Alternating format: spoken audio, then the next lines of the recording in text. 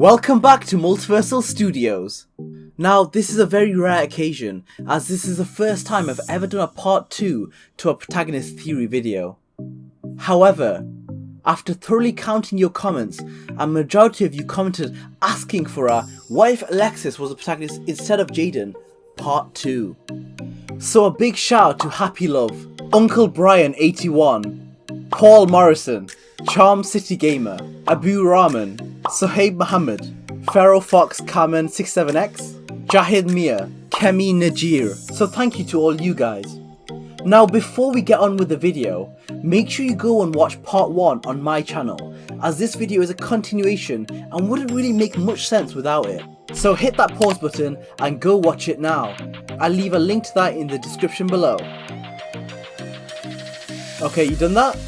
Well then, let's start with the video. Where we last left off, Alexis and her friends Mindy and Jasmine were staring into the face of a once dear friend, Zane Truesdale, now only a shell of what she once recognised. His eyes filled with pure fiery rage, as she wondered if there was a glimmer of recognition to her past friendship. Zane turned away and walked towards the island. Alexis yelled after him, hoping to get some kind of reaction. However, Zane completely ignored her, and her call was met by deaf ears. As Alexis and her friends walked back to their dorms, she wondered if this was Sartorius' doing. Had he turned Zane like he almost turned her? But it was impossible. Zane's shadowy dark demeanour, as well as his outfit, didn't match the MO of the Society of Light. This was an entirely new issue which had arrived at Duel Academy. The next morning, Alexis awoke to the news of several duelists which were found unconscious with severe burns around their neck and arms. Even Miss Fontaine couldn't identify the cause. However, it seemed each duelist was found with a duel disc activated, almost like they were in the middle of a duel.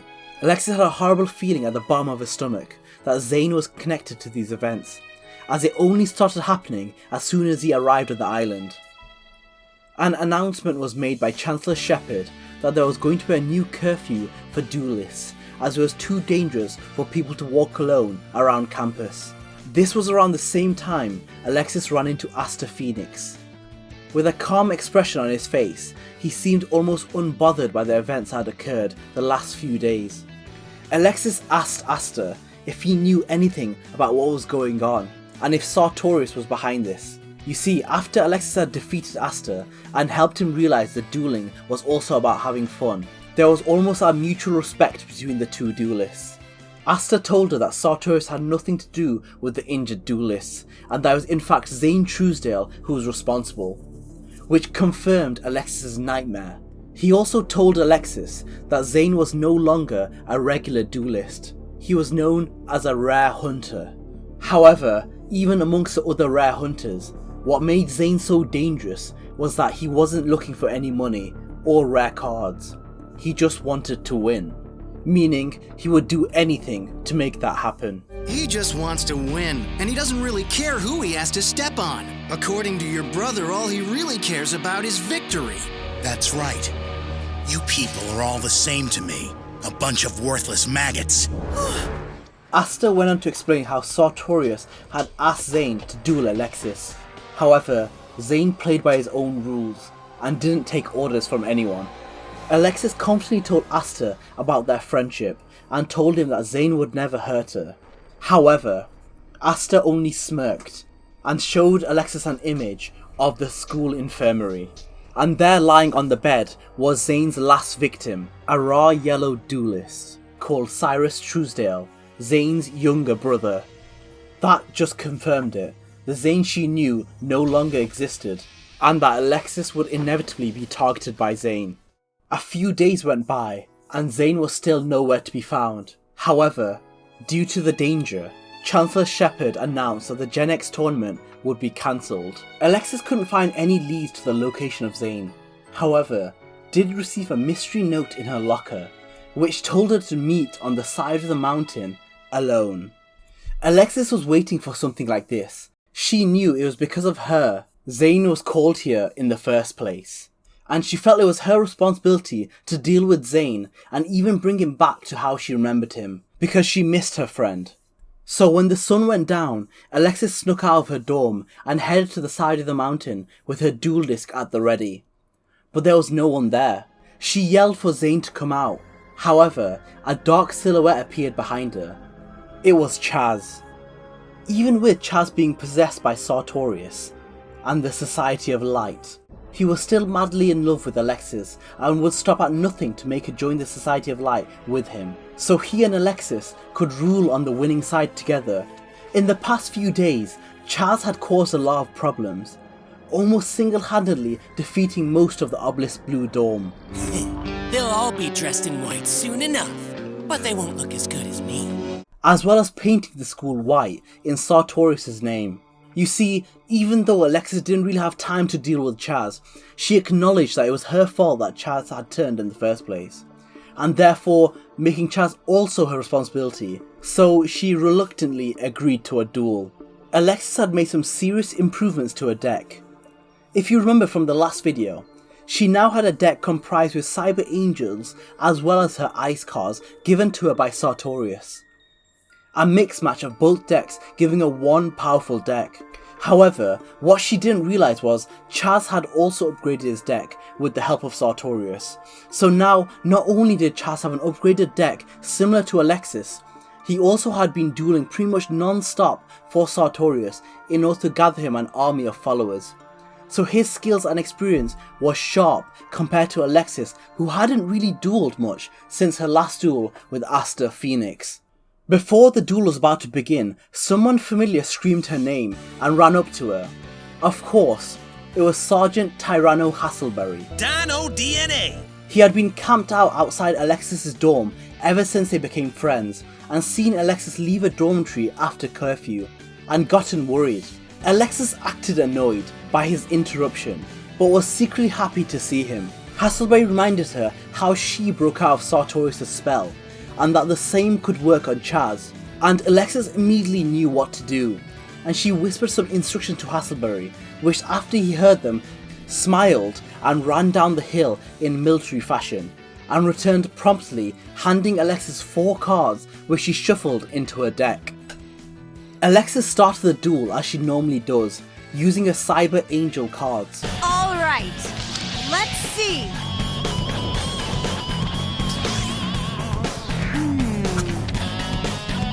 H-Wall Cyber, rise!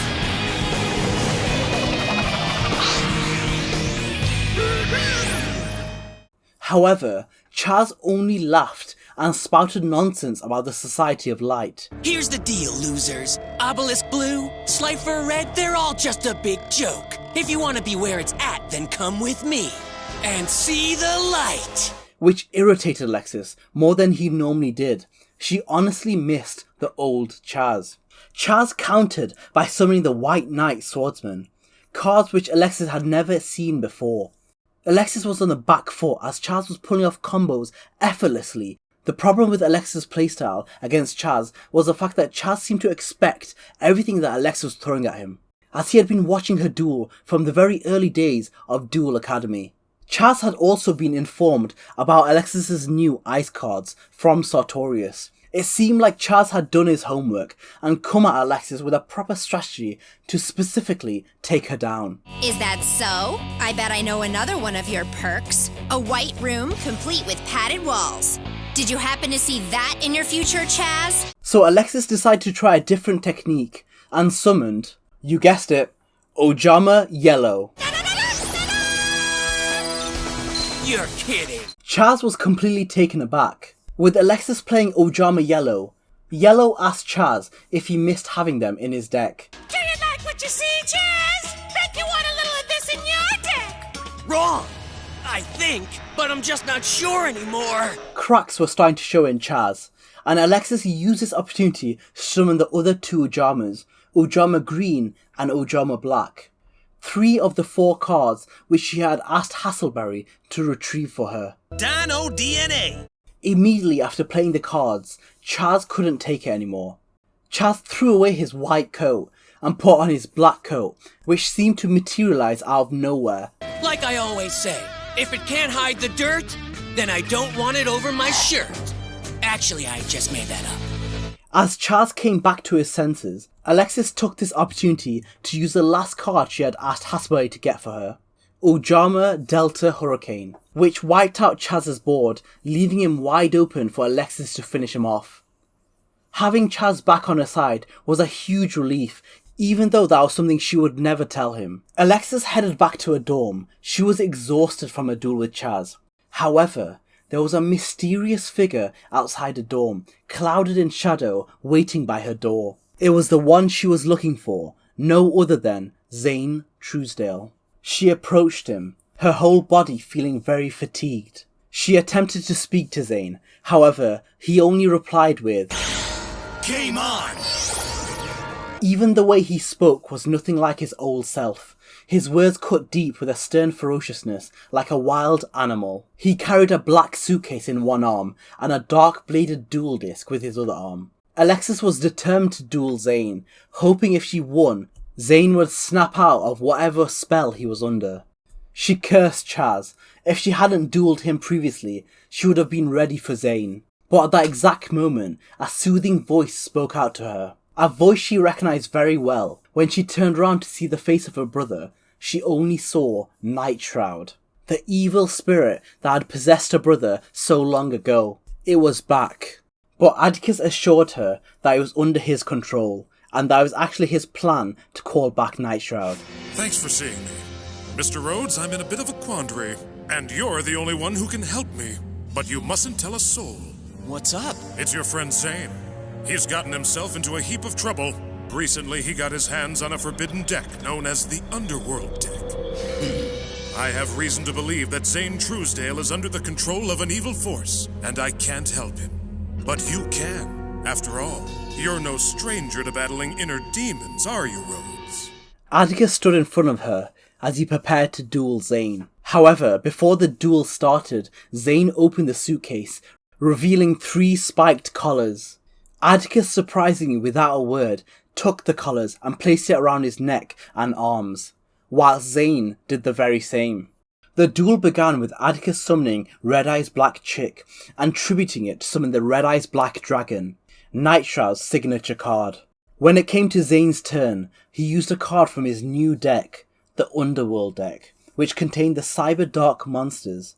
As Zane took control of the duel with his new cards, Atticus screamed in pain as he lost some life points, activating the electric collar around his neck, sending a jolt of electricity down his body.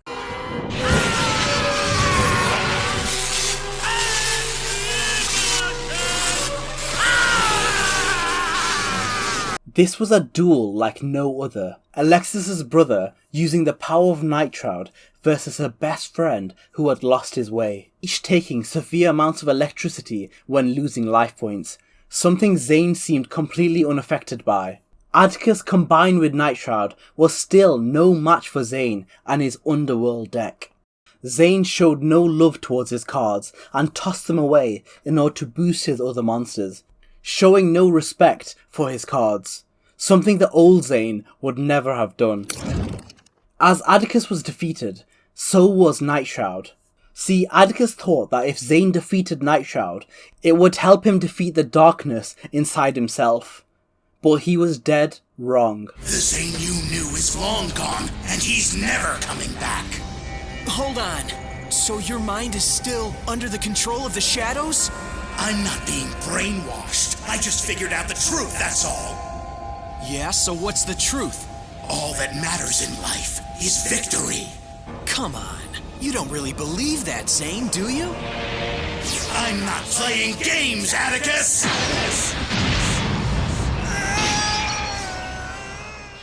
As Zane walked away, his shadowy silhouette was the last thing Atticus saw before passing out.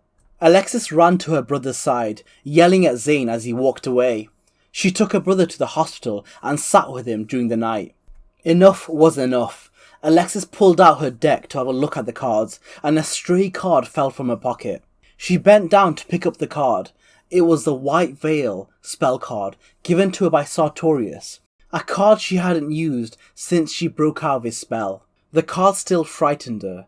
However, she knew this was the only way to turn the tides on Zane, using the live destruction to her advantage. But was she strong enough to control it? She inserted the card into a deck and rested the night, making sure Atticus was looked after. Alexis headed instinctively to the pier where she knew she would find him. And just as she predicted, Zane stood in the exact place they had hung out together, looking out onto the ocean. Alexis activated a duel disc. Zane smirked and said, "It's about time, Alexis," and opened the suitcase, revealing the same electric collar she had previously seen her brother wear. But if you are serious about going through with this, then you'll have to enter my world. Alexis was hesitant, but decided to take after her brother and was determined to beat Zane at his own game and put on the electric collar around her neck and arms. Alexis kept a calm exterior, knowing better to let her emotions cloud her judgment. However, it was difficult, as her brother was constantly on her mind in the hospital bed. Zane could tell what she was thinking and goaded her into using her anger and trying to convince her that all that matters is power. I can feel your anger. It gives you focus, makes you stronger. Alexis ignored his taunts and started the duel. She summoned her Snow Fairy in attack mode, meaning all spell cards are frozen for one turn, stopping Zane using any of his fusion spell cards. You see, Zane was very famous for using his fusion monsters to destroy his opponents in one turn, especially with his new Underworld deck. Zane seemed unfazed by this play and summoned his Infernal Dragon in defense mode, which had a measly 0 defense. Alexis, thinking she had outsmarted him, attacks his monster in defense mode. However, Zane's Underworld deck relied on monsters in the graveyard, which Zane took full advantage of with his Cyber Dark Horn, which lets him summon back his Infernal Dragon and absorbing its attack points, destroying Alexis' monster. And now, Dark Horn, attack that runt directly! Causing her to lose 1,700 life points, which took a drastic toll on her as the neck and arm collars sent a bolt of electricity down into her body, sending her to her knees. She was breathing heavy and her vision became blurry for a second. The pain was intense. Alexis knew that if the duel continued like this, she would pass out before even losing the duel. She had no choice. She had to tap into the lie of destruction in order to combat whatever dark power was clouding Zane's mind. She searched her soul to find the piece of the light which was still inside her. She knew it never left her completely. Alexis's eyes changed colour. However, she was still in control over her senses, and most importantly, over her mind. She felt an incredible flow of energy through her body, as she felt more in control of the duel. Sartorius sensed this sudden change in Alexis as well, and grew worried, as her powers over the light of destruction was becoming dangerously strong, and it was something that could potentially undermine him, if he allows it to grow. Alexis, channeling the energy, drew the card, White Veil, almost like destiny had placed it there for her. Alexis summoned the White Knight Dragon. I sacrificed my queen and my cold sleeper to summon this! My White Knight Dragon!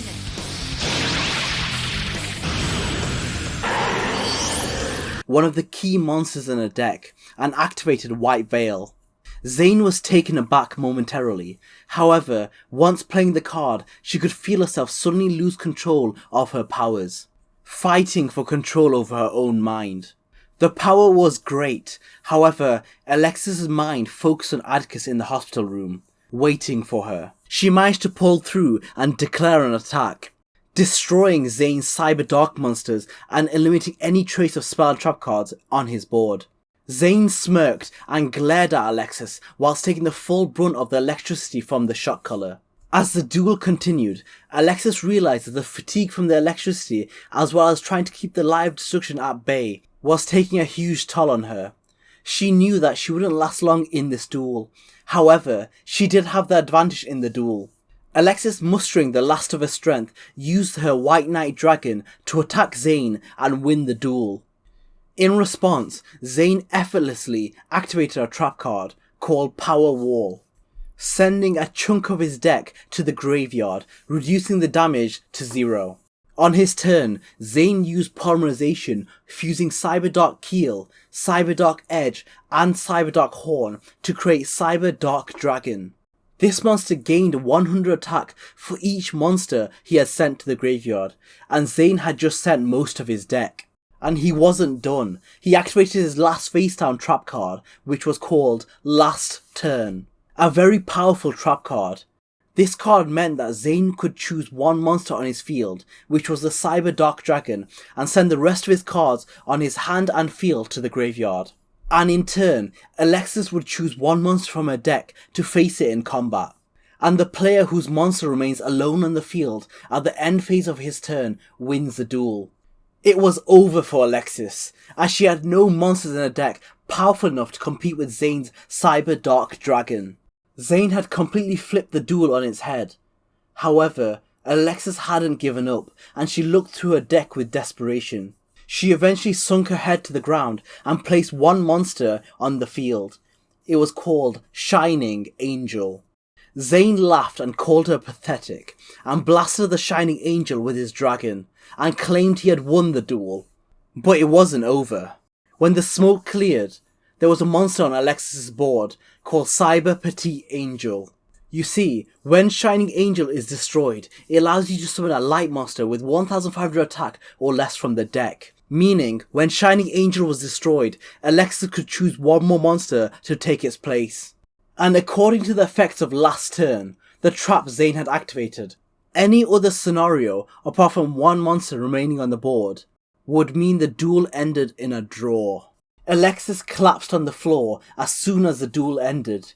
She hadn't beaten him, but she had shown him that it wasn't always about powerful cards, and that if you respect your deck, even the weakest monsters can help you out in a tough situation. Just before she was about to lose consciousness, she felt someone help her up to her feet. It was someone she didn't recognize, with brown messy hair and hazel eyes. It was a boy called Jaden Yuki. You can count Jaden Yuki as present, thank you. Now, if you like this video and want to see a part 3, make sure you write down in the comments down below, as I read all of them, guys. Also, guys, if you can hit that like and subscribe button, I'll really appreciate it. Until next time.